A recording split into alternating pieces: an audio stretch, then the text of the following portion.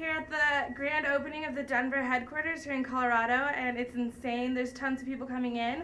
I'm trying to get everyone signed in as supporters. It looks like a great event. There's tons of Obama support here, and love seeing it. Are there any folks out here ready for change? Are there any Barack Obama fans in the house? The campaign for change begins today. All of you here, all of us, will have an opportunity to help make a difference. Mr. Obama can't do it by himself. He'll be the first to tell you. All of us picking up the phone, all of us talking to our neighbors, all of us sending an email, all of us reminding one another to hang in there. It was just so people could find me. It's kind of like putting a flower on your antenna when you park the car in the lot. Okay? Everybody can find me in this hat. What do you think? 4 years ago, when I first saw Obama give his speech at the Democratic Convention, I turned to my husband and said, "That's going to be our next president."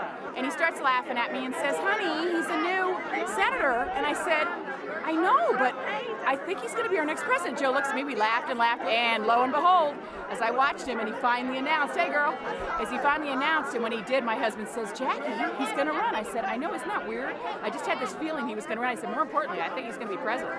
And he said to me, so as we watched the thing unfold, I just felt better and better about it, but it was more that I just kept an eye on him. And I don't think I was the only person that kind of felt like he was presidential material, but it was funny what I kind of said was he's going to be our next president, not like, oh, he's going to run. But it was funny because now, of course, I don't want to be a liar, and so I have to make it happen. 2 years ago, I asked if I could introduce Senator Obama. This is before he was running for president. He had just was on a book tour for The Audacity of Hope. And they said, sure.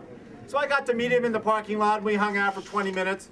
And I got up, and I'd done my research. I did an introduction that talked about his vision and his life and where he'd come from and how that made him the person he was today. And here you have Senator Barack Obama. And people, the place was jammed. They clapped and roared. And his first response was humor. He smiled, he waited, he says, "Well, I'm glad to be received here where I'm that other skinny Democrat with a funny last name." Why is it that I'm supporting Barack Obama? There are hundreds of reasons, right? We all have 100 reasons, right?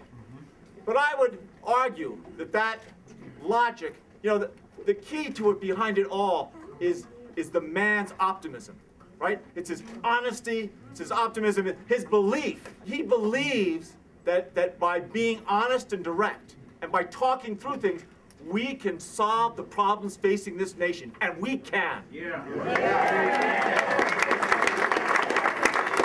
And he believes that if we all put our minds to it, and we are facing great challenges, he is very eloquent, whether he's in a small group, in a large audience, and we're going to see him in a large audience here just about 42 days. 45 days. Give me a ticket. Yeah.